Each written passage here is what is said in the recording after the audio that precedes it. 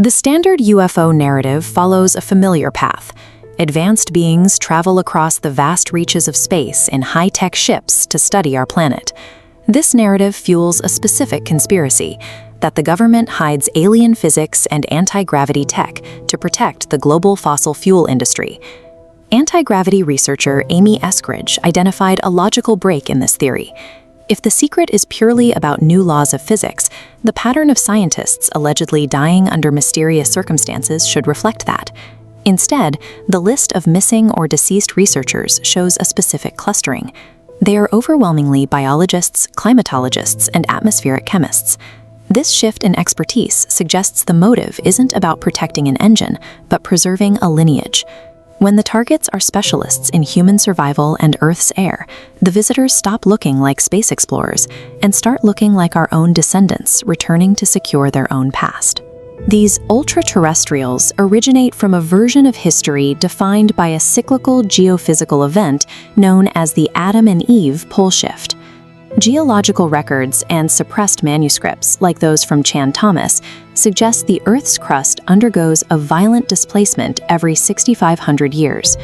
In this scenario, supersonic walls of ocean water bury coastal targets like San Francisco in a matter of hours. The long-term threat follows the water, a collapse of the current atmospheric balance. Volcanic outgassing and massive pressure changes alter the chemical composition of the air, making the surface uninhabitable for modern humans. Survivors face an environment that demands immediate, radical adaptation. This shift in the atmosphere creates a permanent fork in the human evolutionary path.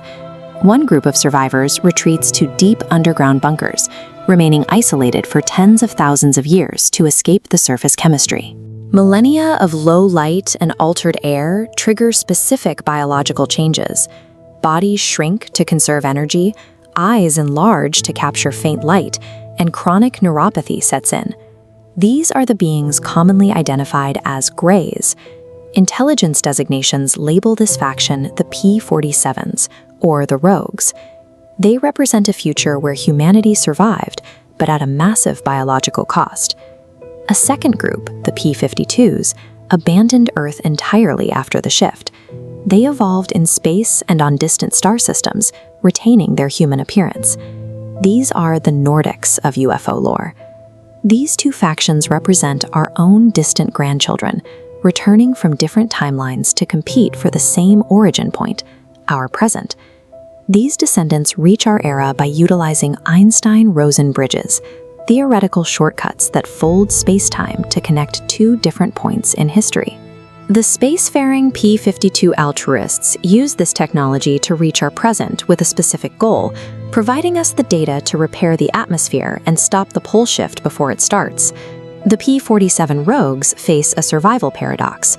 If the altruists succeed in saving our atmosphere, the underground conditions that created the Greys never happen.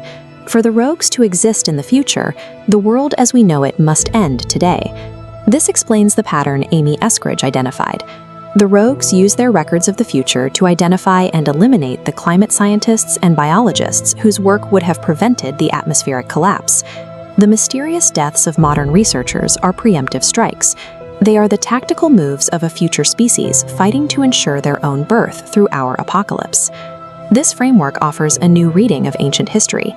Myths like the Hopi ant people who sheltered humans underground during a global fire become literal accounts of temporal intervention. Stories of prophets visiting the heavens and returning to find centuries of past describe the actual effects of time dilation. These are not religious allegories, but observations of temporal manipulation. Looking into the eyes of a gray alien reveals a mirror. It is a glimpse of a potential human future defined by biological decay and underground survival. The UFO phenomenon points directly to the current state of our planet's air and crust. It serves as a data point regarding the stability of our environment. If the timeline war is active, the outcome depends on the present. The struggle for the future is being decided right now in the research papers and laboratories of our climate scientists.